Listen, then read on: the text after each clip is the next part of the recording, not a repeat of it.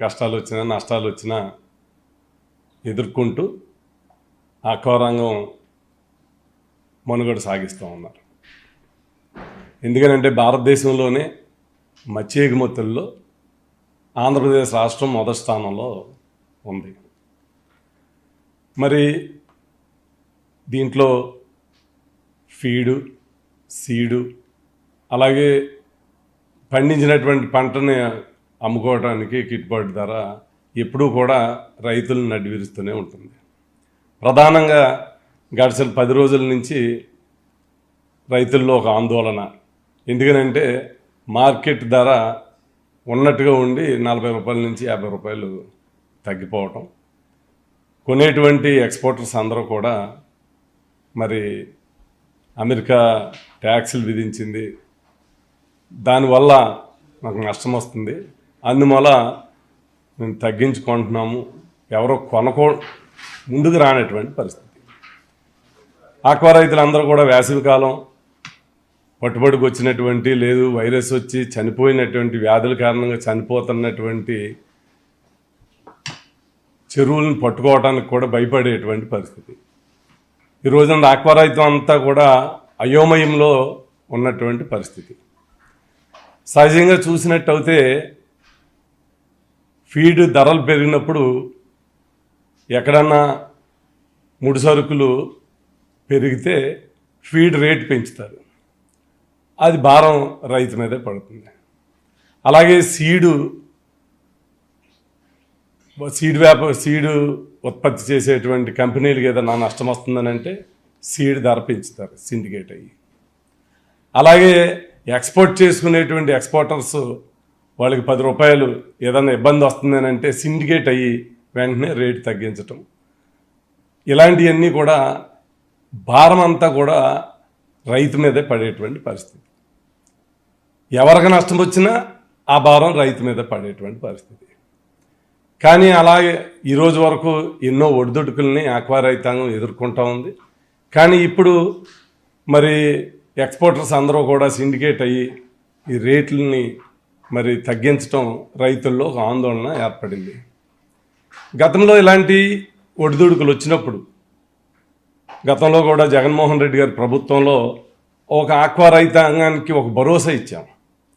ఈ ఒడిదుడుకులను అధిగమించడానికి బాధ్యత తీసుకుంది ప్రభుత్వం. కరోనా లాంటి విపత్తు వచ్చినప్పుడు కూడా ఎక్కడా కూడా రేట్లు ఇలాగే సిండికేట్ అయ్యి రేట్లు తగ్గిస్తే మరి దీని మీద ఒక సాధికార కమిటీని కూడా వేయటం జరిగింది. మొట్టమొదటిసారి ఆక్వా రంగానికి సంబంధించి ముఖ్యమంత్రి గారు చైర్మన్గా ఉండి ఒక సాధికార కమిటీ ఏర్పాటు చేసి ఎలాంటి అప్ అండ్ డౌన్లు వచ్చిన మార్కెట్ రేటు తగ్గకుండా బాధ్యత తీసుకోవటం జరిగింది. ప్రతి 15 రోజులకు ఒకసారి ఇంటర్నేషనల్ మార్కెట్ అప్ అండ్ డౌన్స్ని పరిగణలో తీసుకుని అటు ఎక్స్పోర్టర్స్తో ఇటు రైతాంగ మిత్రులతో కోఆర్డినేషన్గా వర్క్ చేయటం జరిగింది. అప్పుడు కొన్ని సూచనలు, ఎందుకనంటే సీడ్ క్వాలిటీ లేకపోతే సీడ్ సరైనటువంటి క్వాలిటీ ఇవ్వకపోవటం వల్ల సీడు యాజమాన్యాలు కూడా ఒక చట్టం తీసుకురావటం జరిగింది. అలాగే ఫీడ్ ధరలు పెంచుతున్నారు, బయటేమో తక్కువ ఉన్న ముడి సరుకు ఫీడ్ పెంచేటువంటి పరిస్థితులు ఏర్పడినాయి. ఒకవేళ తగ్గితే తగ్గించేటువంటి పరిస్థితి లేదు. దాన్ని కూడా మంచి క్వాలిటీతో ఇవ్వటానికి ఫీడ్ నియంత్రణ చట్టాన్ని కూడా చేయటం జరిగింది. అలాగా ఈ సాధికార కమిటీ మార్కెట్ని కంట్రోల్ చేస్తూ ఎక్కడైనా కొనకపోయినా కూడా ఆ కంపెనీ మీద యాక్షన్ తీసుకునే విధంగా చట్టాలను రూపొందించడం జరిగింది. కరోనా లాంటి టైంలో ఇతర రాష్ట్రాలు కూడా లారీలు వెళ్ళకపోతే వెస్ట్ బెంగాల్ లాంటి రాష్ట్రాలతోటి ఆనాడు ముఖ్యమంత్రి గారు మాట్లాడి ఎక్కడా కూడా ఎటువంటి ఇబ్బంది లేకుండా గతంలో చేయటం జరిగింది. అలాగే ఇంకా అంతా ఎక్స్పోర్ట్ అవ్వదు, ఎక్కువ మనకు ఉత్పత్తి అవుతూ ఉంది. ఈరోజు భారతదేశంలో మనం చూసుకున్నట్టయితే 1,84,00,000 మత్స్య ఉత్పత్తులు ఉంటే దాంట్లో మేజర్ షేరు ఆంధ్రప్రదేశ్ది. 51 లక్షల టన్నులు ఈ రోజున మత్స్య ఉత్పత్తుల్ని ఇస్తూ ఉన్నాం ఈ రాష్ట్రం నుంచి. మరి దీంట్లో సుమారు మేజర్ 76% రొయ్యల్ది, సుమారు 28% చేపలు కూడా ఓన్లీ ఆంధ్రప్రదేశ్ రాష్ట్రం నుంచి భారతదేశ ఎగుమతుల్లో ప్రధాన భూమిక.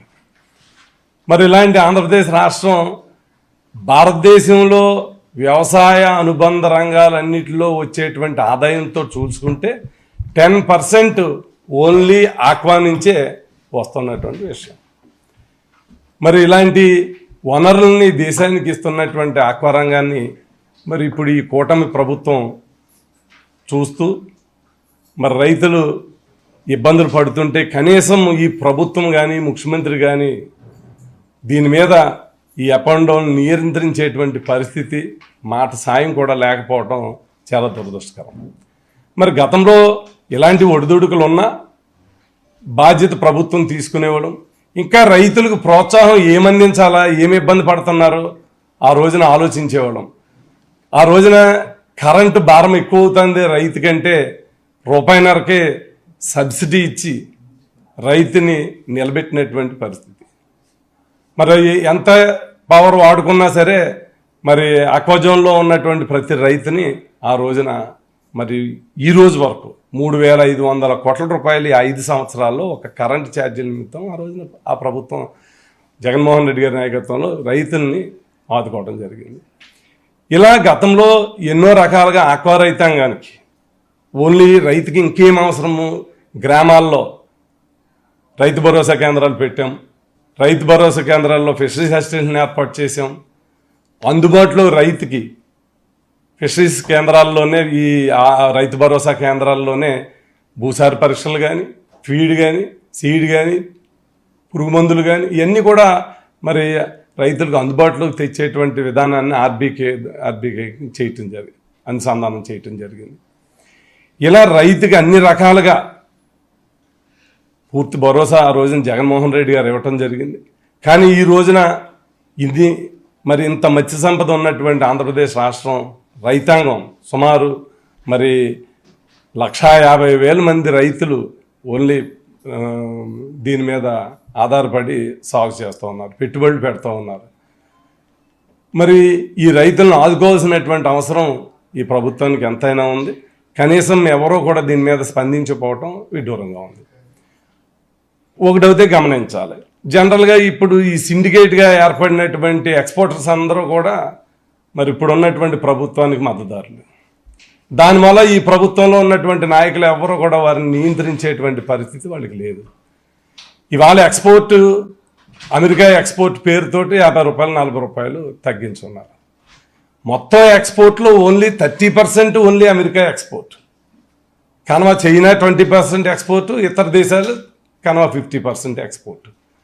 30% ఎక్స్పోర్ట్ అయ్యేటువంటి అమెరికా సుంకాన్ని దృష్టిలో పెట్టుకుని అమెరికాలో దిగుమతి అయ్యేటువంటి ఆహార ఉత్పత్తులకి ట్యాక్స్ వేస్తే దాన్ని వంకగా తీసుకుని ఈ రోజున ఇక్కడ 40 రూపాయలు 50 రూపాయలు మాట్లాడితే తగ్గించడం మరి రైతులు దీని మీద చాలా ఒత్తిడికి గురవుతూ ఉన్నారు. ఎందుకనంటే అసలు దీంట్లో 20 కౌంట్ నుంచి 50 కౌంట్ వరకునే అమెరికా ఎక్స్పోర్ట్ అవుతుంది. మరి 70 కౌంట్ నుంచి 100 కౌంట్ దాకా అమెరికా ఎక్స్పోర్ట్ తీసుకోదు. కానీ ఆ రేటు కూడా మరి 100 కౌంట్ రేటు కూడా తగ్గించడం ఆశ్చర్యంగా ఉంది. మరి ఎవరికైనా ఎక్స్పోర్ట్కి నష్టం వస్తుందని అంటే టక్కనే రేట్లు పెంచేస్తున్నారు. ఇదే రకంగా గతంలో కూడా ఫీడ్ రేట్లు గతంలో ఉన్నటువంటి ముడి సరుకు పెరిగితే ఆ రోజున ఫీడ్ రేట్ పెంచితే దాన్ని నియంత్రించడం జరిగింది. ఆ రోజున సోయా 83 రూపాయలు ఉండేది, ఈ రోజున 23 రూపాయలు ఉంది సోయా కేజీ. కానీ మరి దాన్ని నియంత్రించి మేత రేట్లు తగ్గించవలసినటువంటి బాధ్యత ఈ ప్రభుత్వానికి ఉంది. కానీ వాళ్ళకి తగ్గితేనేమో మేత రేట్లు తగ్గించట్లేదు. ఎక్కడైనా నష్టం వస్తుంది పెరిగిందంటే ఆ భారాన్ని రైతు మీద వేసేటువంటి పరిస్థితి ఏర్పడుతూ ఉంది. ఇలా ఒక పక్క రైతుని మరి ఎన్నో హామీలు ఇచ్చి మోసపుచ్చి ఈ ప్రభుత్వం అధికారంలోకి వచ్చింది. సరే, సంక్షేమ కార్యక్రమాలు పక్కన పెడితే ఈ రైతును ఆదుకోవాల్సినటువంటి బాధ్యత ఈ ప్రభుత్వం మీద పూర్తిగా ఉంది. గతంలో అన్ని రకాలుగా మేము అండగా ఉన్నాం, ఆ రోజున ఇంటిగ్రేటెడ్ ఆక్వా ల్యాబులు పెట్టి ప్రతి నియోజకవర్గానికి కూడా మరి రైతుకి ఏ చిన్న ఇబ్బంది వచ్చినా ఆక్వా ల్యాబ్కి వెళ్ళి అందుబాటులో సలహాలు సూచనలు తీసుకునేటువంటి పరిస్థితి, సబ్సిడీ ద్వారా కరెంట్ ఇచ్చేటువంటి పరిస్థితి, ఫీడ్ కానీ సీడ్ కానీ లేదు ఎక్స్పోర్ట్ విషయంలో మరి ముఖ్యమంత్రి గారే చైర్మన్గా ఉండి మరి సాధికార కమిటీని ఏర్పాటు చేసి అలాగే చట్టాలను తీసుకొచ్చి మరి కొంత భరోసా ఊతాన్ని ఆ రోజున జగన్మోహన్ రెడ్డి గారు ఇవ్వటం జరిగింది. ఇప్పుడు మీరు ఈ ప్రభుత్వంలో చూసుకుంటే హరిత విప్లవం తీసుకొచ్చారు, మేతల్లో కలుపుకునేటువంటి కెమికల్స్ కానీ వాటికి సుంకాన్ని తగ్గించారు. మరి తగ్గించినప్పుడు ఫీడ్ రేట్లు తగ్గించాలి కదా, కనీసం తగ్గించలేదు. ఆ రోజున 83 రూపాయలు ఉన్న సోయా ఈ రోజున 23 రూపాయలు అవుతే ప్రధానంగా మరి ఫీడ్లో తయారయ్యేటువంటి సోయా కానీ కనీసం రేట్లు తగ్గించలేదు. ఎక్కడన్నా ఇబ్బంది వస్తే దాని సాకుతోటి సిండికేట్ అయ్యి ఈ ప్రభుత్వ పెద్దల సహకారంతో రైతులను నడ్డివిడిచేటువంటి కార్యక్రమం జరుగుతూ ఉంది. మరి దీని మీద గతంలో జగన్మోహన్ రెడ్డి గారు ఏ రకంగా అయితే రైతుల పక్షాన నిలబడ్డారో కరోనా లాంటి టైంలో కూడా రైతుకు ఒక భరోసాగా ఉండి నిత్యం ప్రతిరోజు మార్కెట్ అనౌన్స్ చేసి ఈ రేటుకి కొనాలా, ఒకవేళ అప్ అండ్ డౌన్స్ ఉంటే 15 రోజులకు ఒకసారి మానిటరింగ్ చేసి రైతులు ఎక్స్పోర్టర్స్ తోటి కోఆర్డినేట్ చేసి ఎవరన్నా వినకపోతే వారి మీద యాక్షన్ తీసుకునేటువంటి ప్రక్రియ గతంలో జరిగింది. రైతుకి అన్ని రకాలుగా ఆ రోజున అండగా ఉన్నాం. ఈ రోజున మరి రైతుల పక్షాన ఈ ప్రభుత్వం నిలబడవలసినటువంటి అవసరం ఉంది. ఖచ్చితంగా వైఎస్ఆర్ పార్టీ తరఫున ఈ ప్రభుత్వాన్ని డిమాండ్ చేస్తూ ఉన్నాం. వెంటనే దీని మీద ప్రభుత్వం నిర్ణయం తీసుకుని ఈ ఆక్వా రైతుల్లో ఉన్నటువంటి ఆందోళనని తొలగించాలని, భవిష్యత్తులో ఇలాంటి అప్ అండ్ డౌన్స్ ఏదొచ్చినా కూడా ప్రభుత్వం జోక్యం చేసుకుని మరి రైతుల్ని అనాథలుగా వదిలేయకుండా మోసం చేయకుండా అన్ని రకాలుగా మరి పూర్తి భరోసా ఇవ్వాలని మీ ద్వారా మేము ప్రభుత్వాన్ని డిమాండ్ చేస్తూ ఉన్నాం.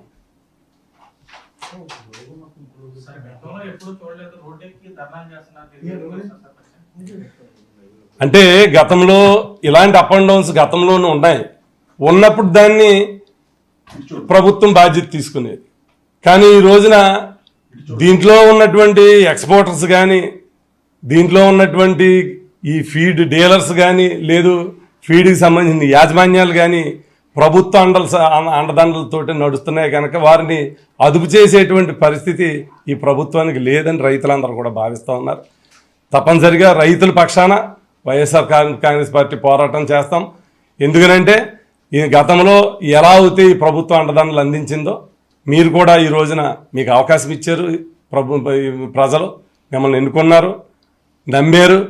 కానీ ఈ రోజున సంవత్సర కాలంలోనే అనేక ఒడిదుడుకులు ఉంటాయి.